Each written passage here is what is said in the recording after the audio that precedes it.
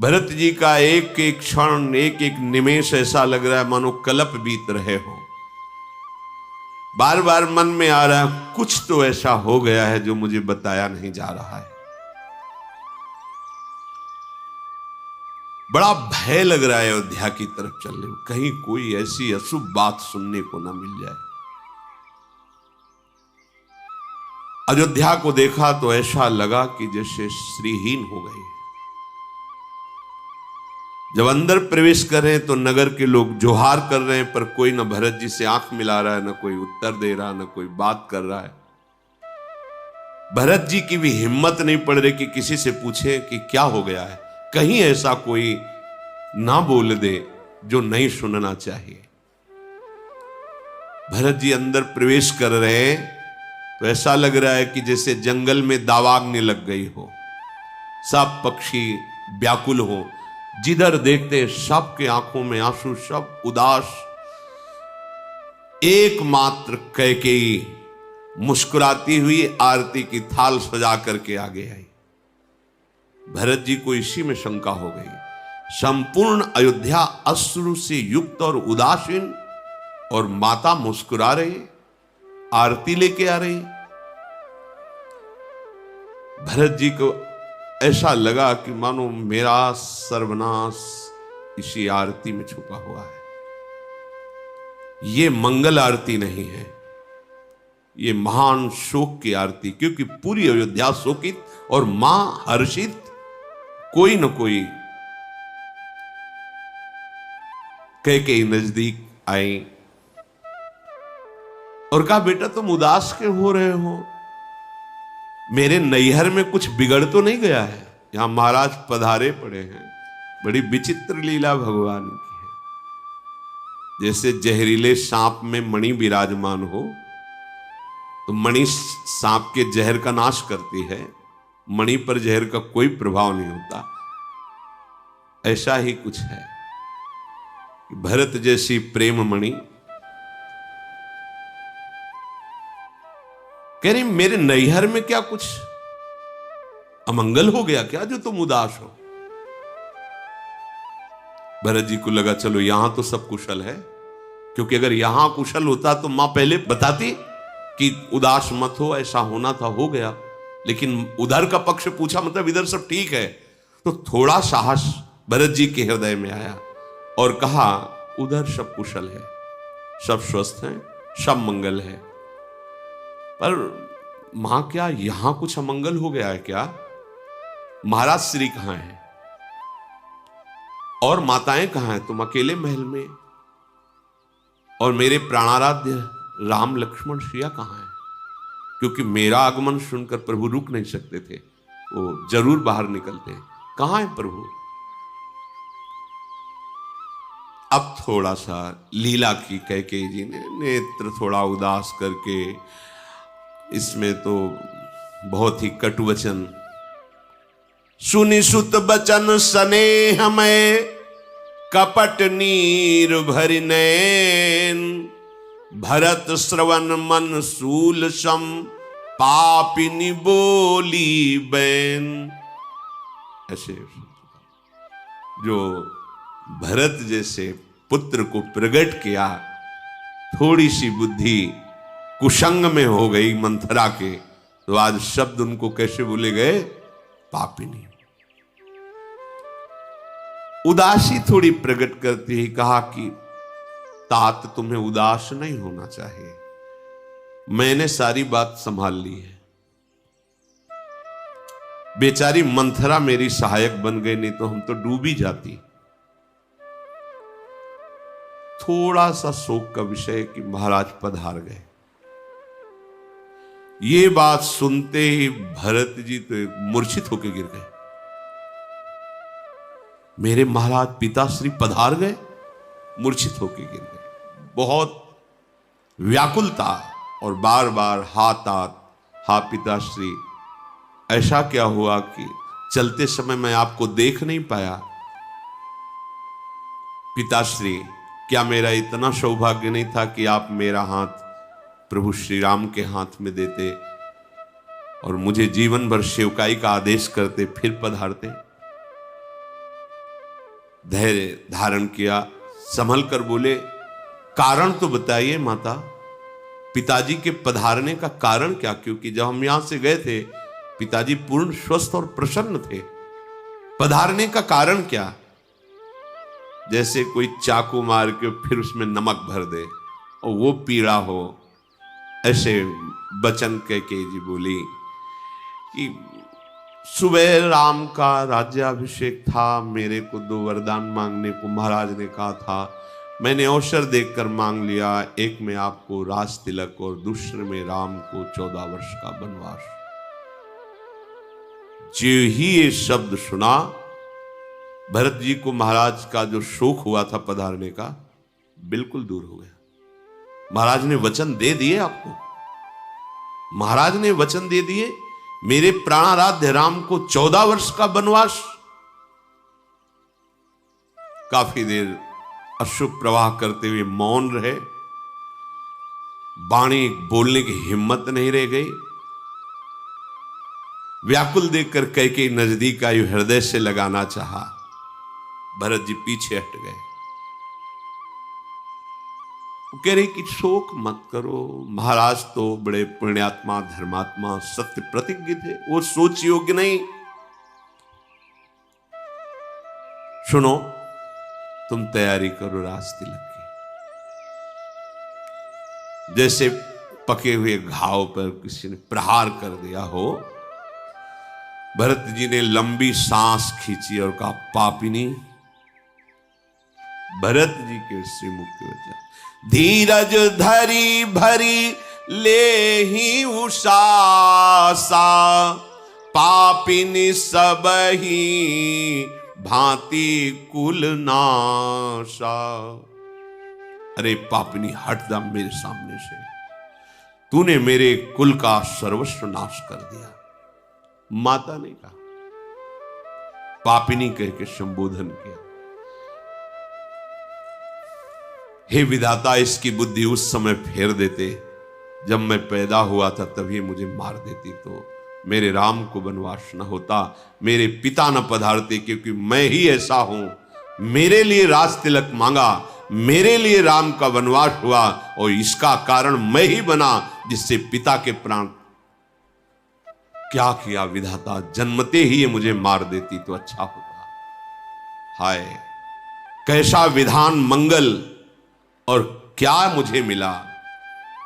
वंश मिला सूर्यवंश, और जनक अर्थात पिता मिले महाराज चक्रवर्ती सम्राट दशरथ, और भाई मिले राम लक्ष्मण जैसे, लेकिन मां बनी तू। विधाता, तेरे ऊपर किसी का बस नहीं। अरे कुमती, जब तेरे हृदय में विचार आया था उसी समय तेरी मृत्यु क्यों नहीं हो गई? तेरा हृदय टुकड़े टुकड़े क्यों नहीं हो गया?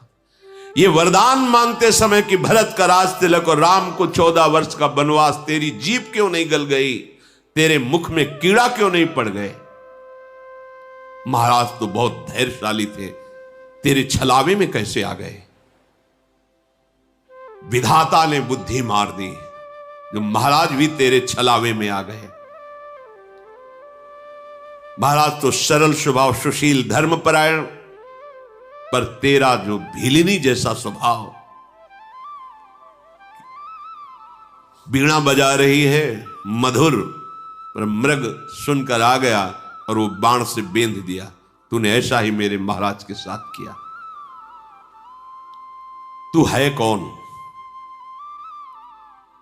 मैंने तो देखा कि जो ईर्ष्या करते थे महाराज से, वो भी राम जी को प्यार करते थे। आज तक राम का कोई शत्रु हो त्रिभुवन में, ऐसा तो सुना ही नहीं। पर तू है कौन? सच बता, तू कौन है जिसे राम कड़वे लगने लगे, जिसे राम ऐसे लगे कि 14 वर्ष का वनवास? अच्छा, तू उठ हमारे सामने से और जा, आज के बाद जीवन में कभी मुझे मुख मत दिखाना। मुंह में स्याही पोत कर था, मुंह काला करके मेरे सामने से निकल जा। आज के बाद कभी तुझे मैं मां नहीं कहूंगा। भरत जी, ये भगवान के प्रेम का स्वरूप है। भरत जी साष्टांग दंडवत प्रहलाद जी ने हिरण्यकश्यप की थी, पर जब हरि की निंदा की तो दैत्यराज कह के संबोधन किया। भरत जैसे परम पवित्र प्रेम स्वरूप कुमति पापिनी, तेरी जबान नहीं गल गई? तू उस समय मर नहीं गई जब तू राम को वनवास मांग? आज के बाद कभी आंख भर कर तुझे देखूंगा नहीं और कभी मां नहीं कहूंगा। क्यों? ये मेरा ही दुर्भाग्य है। राम विरोधी हृदय ते प्रगट कीन विधि मोही, मोह समान को पात की बाद कहों कछु तो ही।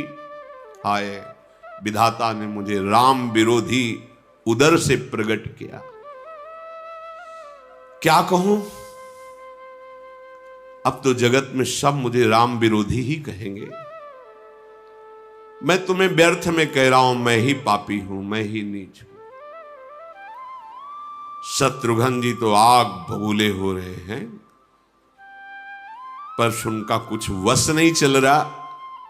इसी समय देखा, तेहि अवसर कुबरी ताहां आई, बसन विभूषण विविध बनाई।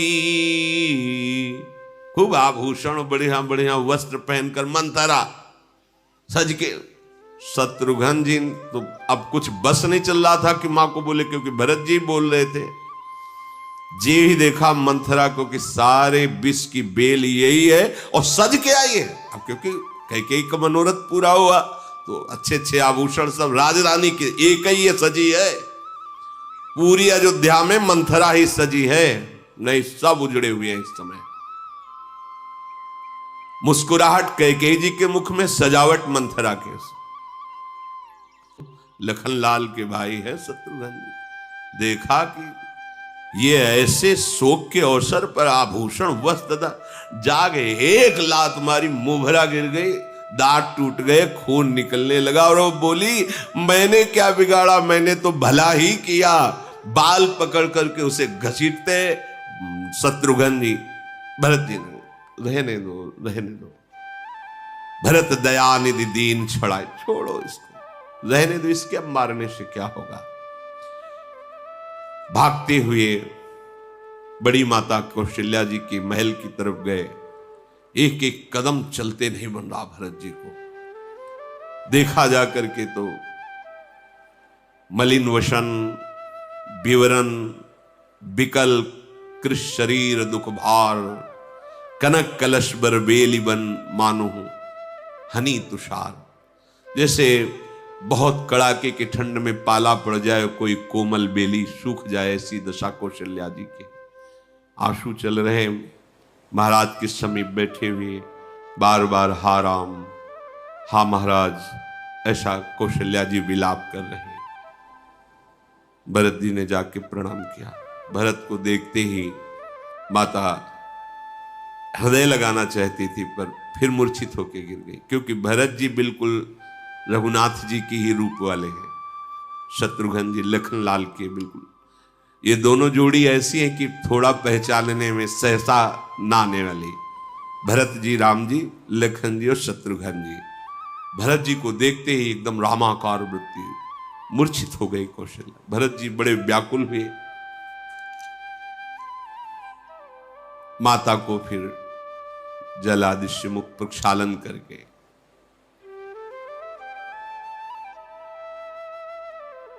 कौशल्या जी, अब वही जानता है जिसका हृदय उस प्रेम से युक्त हो। अपने लोग तो रूखे सूखे केवल कहने सुनने वाले हैं, वैसा क्या हृदय में हो रहा होगा। जिनकी जीवन वही है, जिनके प्राण वही हैं। भरत जी माता के चरणों में पकड़कर कहा कि मुझे सियाराम के दर्शन करा दो, मुझे लक्ष्मण जी के दर्शन करा दो।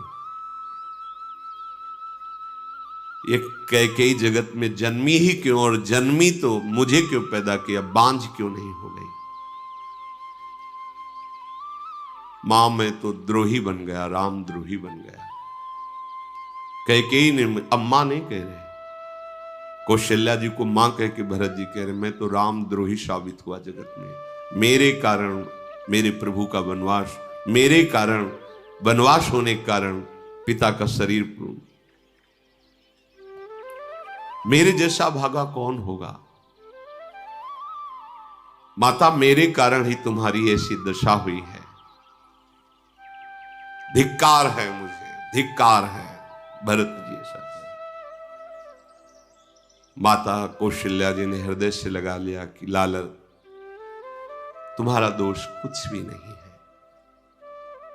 बार बार दुलार कर रही कौशल्या मां हृदय से लगा के। शत्रुघ्न जी को भी स्वाभाविक प्रेम में है कौशल्या जी, राम जी की मां है। राम की माता का ऐसा स्वभाव स्वाभाविक है। भरत और शत्रुघ्न को गोद में बैठाल कर कहा धैर्य धारण करो, बहुत बुरा समय है, अगर तुम विचलित अब हो जाओगे तो फिर कौन संभालेगा, धैर्य धारण करो, किसी को दोष मत दो, बेटा मेरा ही भाग्य धोखा दे गया। मेरे प्राण प्रिय राम आंखों से दूर वनवास, और मेरे सौभाग्य महाराज वो तो स्वर्ग में सुख से विराजमान है, दुख तो मुझे ही है। मैंने देखा है अपने रघुनाथ को जाते हुए, सारे सुखद वस्त्र और आभूषणों का त्याग करके वलकल वस्त्र पहनकर नंगे पैर गए, कैसे मैं सहूं। पर मेरे रघुनाथ का मुख प्रसन्न था, तनिक भी शोक नहीं था। उनके साथ सीता भी चली गई, लखनलाल भी उनकी सेवा में चले गए। तुम कहते हो सिया राम लक्ष्मण का मुख दिखाओ, कहां से दिखाऊं। कौशल्या जी भरत जी से ऐसा कह रहे।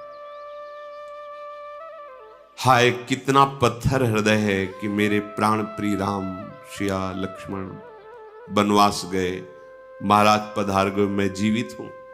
पता नहीं कौन सा भोग अभी रह गया है जिसके लिए मैं जीवित हूं, ऐसा कौशल्या जी। मैं राम सरीखे पुत्र की मां हूं, पर हृदय बड़ा कठोर दिया प्रभु ने। प्रेम करना तो महाराज जाने ना, जीते जी प्रेम करते रहे और विरह में शरीर त्याग दिया, प्राण न्यौछावर कर दिए। मेरा हृदय तो करोड़ों वज्र के समान कठोर है, जो अब भी प्राण धारण किए अब कौन सा सुख भोगना चाहता है, ये जो जीवन अभी बचा हुआ है। ऐसा सुनकर भरत जी चिल्ला चिल्ला के रोने लगे। शत्रुघ्न जी भी पूरा रनिवास। भरत जी सावधान हुए और कहा मां, बड़े बड़े महापुरुषों के भी जीवन में कष्ट देखा गया है, आप धैर्य धारण कीजिए।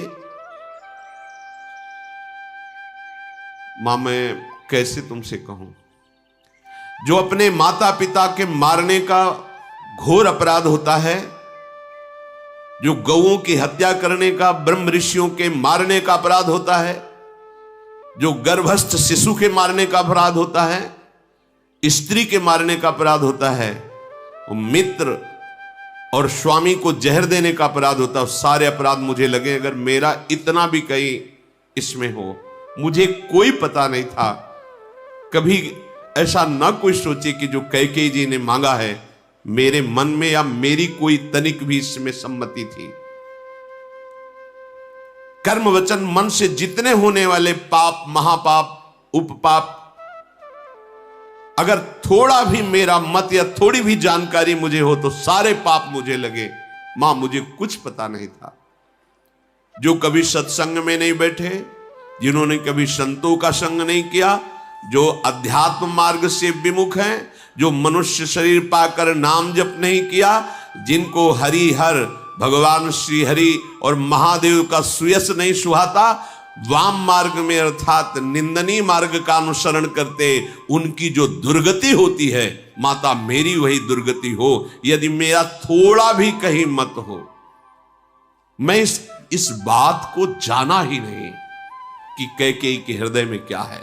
भगवान शंकर साक्षी हैं, अगर थोड़ा भी मत हो तो सारे पाप, उपपाप, महापाप से जो दुर्गति होती वो मेरी हो। कौशल्या जी ने दुलार करके कहा, बेटा तुम ऐसे वचन क्यों बोलते हो? मुझे पता है श्री राम तुम्हारे प्राणों से प्यारे हैं, श्री राम तुम्हारे प्राणों से भी बढ़कर प्रिय हैं और तुम रघुनाथ को प्राणों से अधिक प्यारे हो। चंद्रमा भले विष चुआने लगे, शीतलता भले आग बरसाने लगे, जलचर जीव भले जल से बिलग रहकर जी ले, पर तुम ऐसा नहीं कर सकते। राम विरोधी भाव तुम्हारे अंदर नहीं आ सकता। ज्ञान होने पर भले मोह न छूटे, तुम कभी प्रभु के प्रतिकूल नहीं चल सकते, राम के प्रतिकूल नहीं चल सकते। अगर कोई सृष्टि में कहे कि भरत की सम्मति है तो मैं कहती हूं उसे कभी शुभ गति प्राप्त ना हो, दुर्गति को प्राप्त हो। कौशल्या जी कह रहे। कौशल्या जी ने हृदय से लगाकर दुलार, भरत तुम ऐसा मत सोचो। माता अपने प्रेमाश्रुओं से भरत को भिगो रहे। उसी समय भगवान वशिष्ठ, वामदेव आदि बड़े बड़े ऋषि, मंत्रीजन सब एकत्रित हुए और भरत जी से कहा, तात हृदय धीरज धरो करो जो अवसर आज। अब तुम्हारा जो परम कर्तव्य है, महाराज का शरीर नाव पे विराजमान है, रघुवंश की पद्धति के अनुसार अंत्येष्टि संस्कार महाराज का करो। इनकी देह को सुंदर दिव्य नदियों के जल से स्नान कराओ। सुंदर विमान सजाया गया।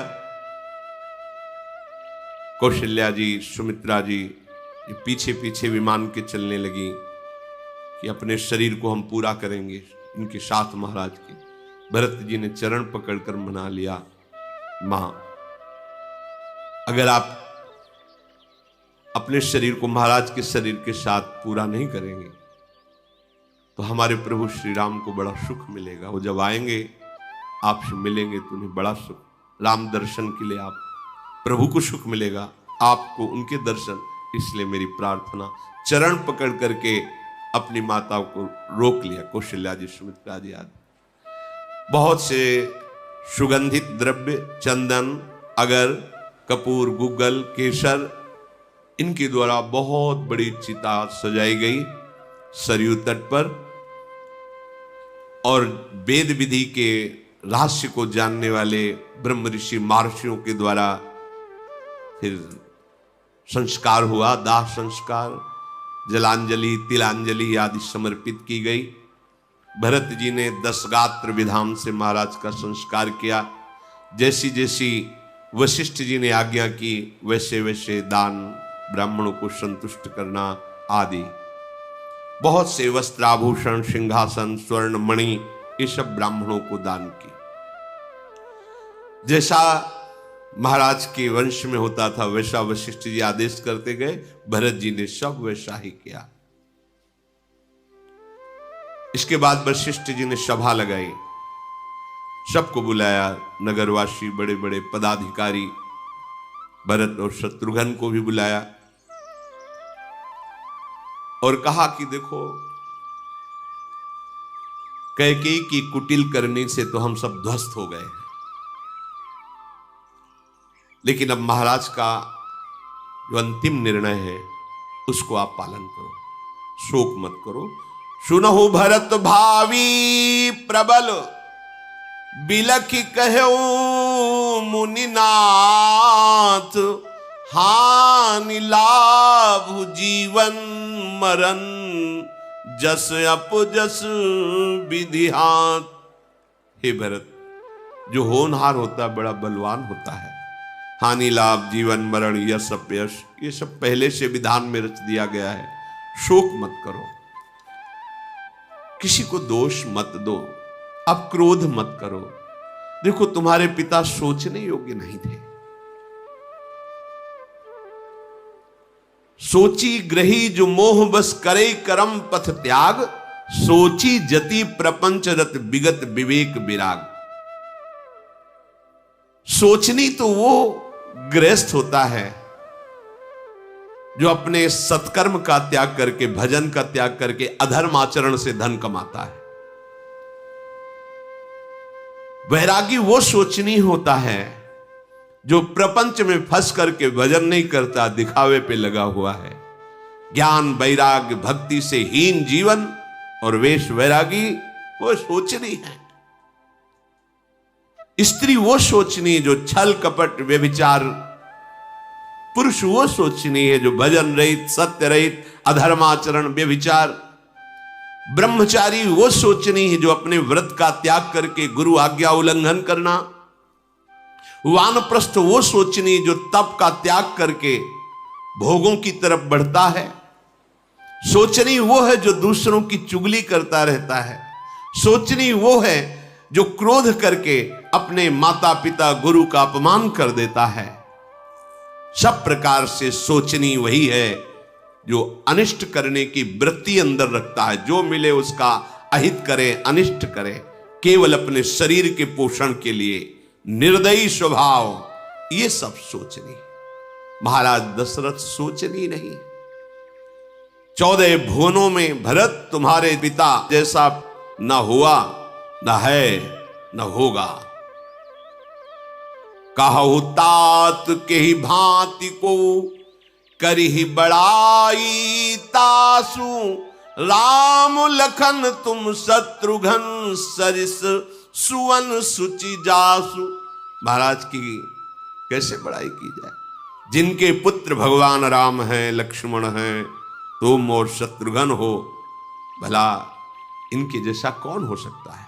इसलिए विषाद नहीं, महाराज की अंतिम आज्ञा का पालन किया जाए। महाराज ने पहला वरदान दिया कि तुम्हें राज तिलक हो, दूसरा वनवास।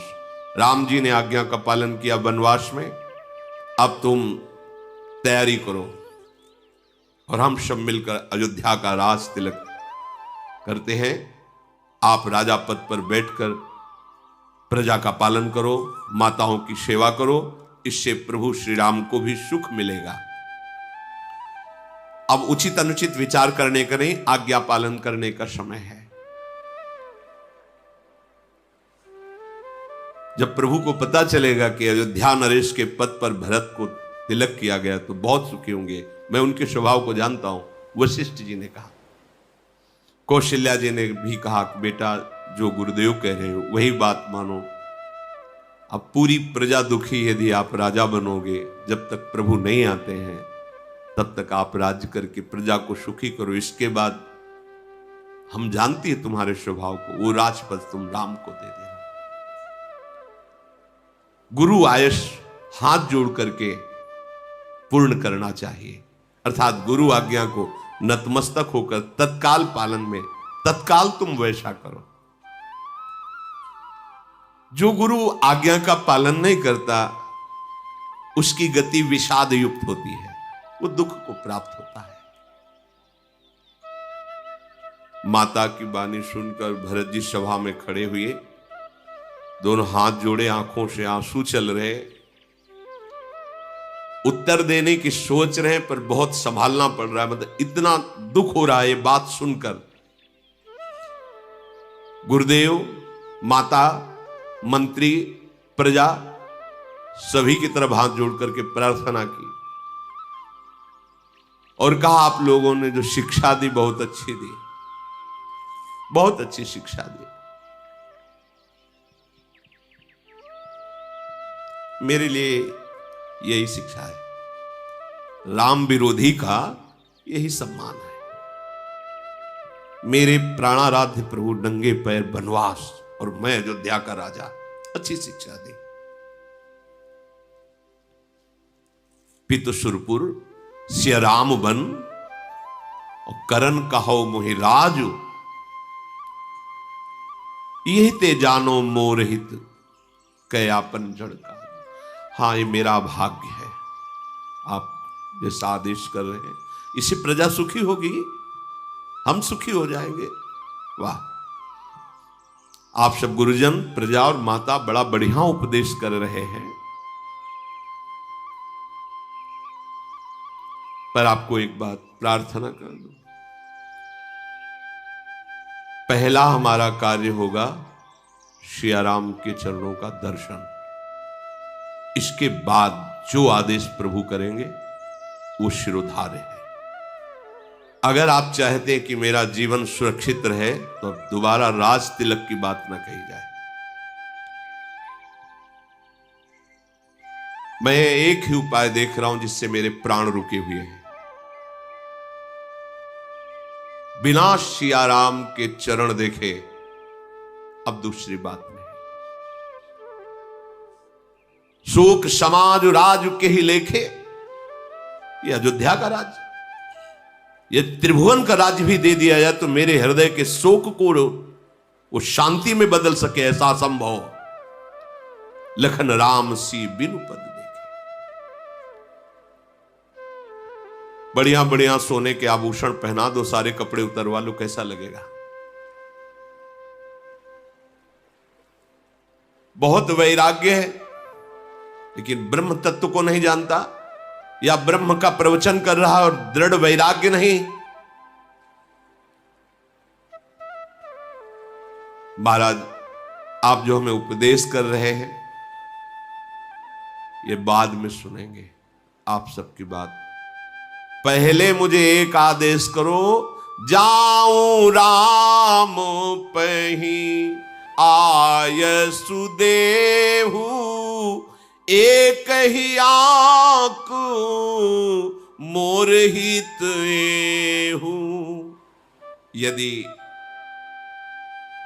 आप चाहते हो कि भरत के शरीर में प्राण रहे तो आप गुरुजन आदेश कर दो, मैं वनवास में जाकर प्रभु के चरण दर्शन करूं। पहले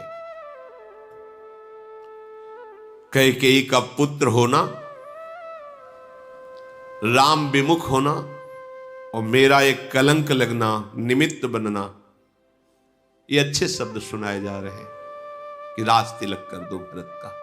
वैसे ही इतना हमें यश मिल चुका है, कैकेयी का पुत्र हूं, रामद्रोही हूं, मेरे कारण मेरे प्राण प्रिय राम वनवास महाराज का शरीर पूरा होना, अब और ऊपर से आप कह रहे हो राज तिलक करवा लो। यदि मैं सत्य कहता हूं आपने मुझे राज सिंहासन पर जबरदस्ती बैठाला तो मेरे प्राण निकल जाएंगे और सिंहासन रसातल को धस जाएगा, क्योंकि सिंहासन पर केवल राम विराजमान होंगे, दूसरा नहीं कोई। मेरे समान कौन पापी होगा? भरत जी कहे, जिसके कारण बड़े बड़े मुनि जिनको अपने हृदय कमल में छिपा के रखते हैं उन प्रभु को वनवास मिला, मेरे जैसा कौन पापी होगा? धन्य है महाराज का प्रेम जिन्होंने राम विरह में अपने प्राण बलिहार कर। मैं दुष्ट अनर्थों का कारण, कैकेयी का पुत्र, होश हवास में बात कर रहा हूं, मेरे प्राण नहीं निकल रहे, इससे बड़ी और क्या बात होगी? मैं जानता हूं अपने प्रभु राम को, उन्हें अयोध्या के राज्य का बिल्कुल लोभ नहीं। मेरे प्रभु राम को क्या, जो उनका आश्रय ले लेता कोई भी भोग परास्त नहीं कर सकता। पर आप सब जो सुना रहे हैं बढ़िया सुना रहे हैं, क्योंकि कारण से कार्य कठिन होता है। इसका कारण कैकेयी जी बनी ना, और उस कैकेयी का कार्य मैं भरत को राज तिलक। पता नहीं मेरा हृदय कौन से वज्र से बना है कि सब सुनकर भी मैं जीवित हूं भरत जी। पर ऐसा होना भी ठीक है, क्योंकि कैकेयी के उदर में रहा हूं ना, इससे बड़ा भाग्य क्या हो सकता है? तभी तो मेरे हृदय में राम प्रेम नहीं है। अगर प्रेम होता तो मेरे प्राण महाराज की तरह क्यों नहीं निकल गए? अभी और कुछ दुख देखना है।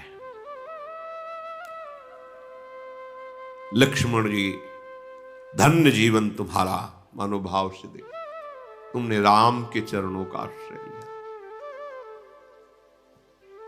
मैं पतित ऐसा रामद्रोही कहलाया। भरत जी प्रेम का स्वरूप है। प्रेम मतलब यही आश्चर्य की बात है, भरत जी प्रेम का साक्षात स्वरूप है।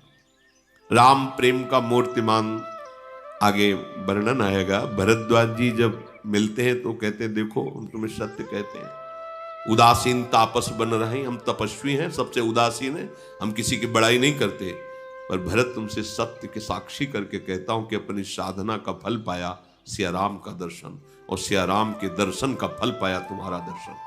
भरद्वाज जी कहते हैं, सुनो भरत, हम झूठ न कहीं उदासीन तापस बन रहे। सब साधना का फल मिला कि सिया राम जी पधारे, उनके दर्शन, लेकिन सिया राम के दर्शन का फल हमें जो मिला वो हे भरत तुम्हारा दर्शन। वाह विधाता, मुझे बड़ा सुंदर यश दिया। भरत जी कह रहे हैं इसके ऊपर राज्य तिलक भी, इतना तो सुंदर पहले ही यश मिल चुका है, सभी काम बना दिए कैकेयी ने मेरे, बहुत सुंदर यश दिया। आप लोग अगर थोड़ा भी मेरे प्राणों को बचाना चाहते हैं तो आदेश कीजिए। अब संध्या का समय हो रहा, रात्र किसी तरह कटे और हम सुबह श्री राम के दर्शन के लिए जाएं। आप लोग तो ऐसे कर रहे हैं जैसे किसी को पिशाच लग गया हो, ऊपर से उसके ऊपर वायु रोग हो, गठिया बात, फिर ऊपर से उसके ऊपर सैकड़ों बिच्छू से डंक मरवा दिया गया हो, फिर उसे मदिरा पिला दी जाए, ऐसा आप लोग कर रहे हैं। भरत जी कैकेयी का पुत्र कहला करके बहुत बड़ा यश प्राप्त कर लिया, उसके ऊपर विधाता ने राम वनवास का निमित्त मुझे बनाया, कितना यश दिया, और उसके बाद पिता के मरण का यश मेरे को ही मिला। अब राज तिलक का यश दे करके आप हमारी, सब लोग विकल हो रहे हैं भरत जी की बात सुन करके। किसको क्या कहूं, कोई सुनता है मेरी? भरत जी कह रहे हां, मेरा हित तो केवल एक कैकेयी ही जानती है और अयोध्या में कोई नहीं जानता है, और कौन मेरा हित कर सकता है? जिसको राम जैसे प्राण प्यारे भी दुख देने वाले लगे, बस वही सी कैकेयी का मैं पुत्र हूं और वही मेरा हित जानती है। अगर सब हम पर थोड़ी भी कृपा कर रहे हो तो आप कुछ मत बोलना राज तिलक के लिए। गुरुदेव आप तो ज्ञान के समुद्र हैं, वशिष्ठ जी से कह रहे हैं भरत जी, ये संपूर्ण ब्रह्मांड हथेली पर रखे हुए बेर के समान आपके लिए है, आप तो सब जानते हैं, फिर आप आदेश कर रहे हैं राज तिलक का साथ सजाओ। इसका मतलब विधाता बिल्कुल विपरीत मेरे हो गया है। हे श्री राम,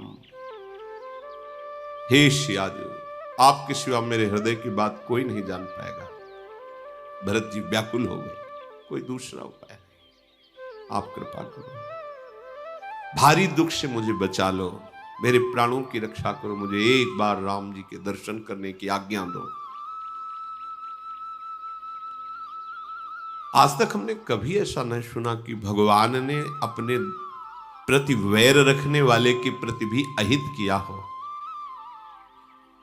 फिर कैकेयी को ऐसा क्या बुरा लगा कि उन्होंने राम को वनवास दे दिया? पर कैकेयी पुत्र हूं तो कलंकी ही, पर राम जी के सिवा मेरा कोई नहीं, ये जानते हैं।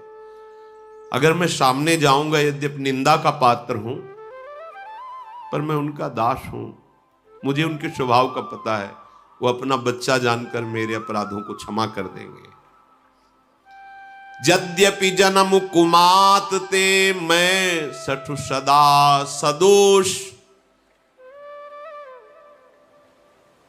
आपन जान त्यागी है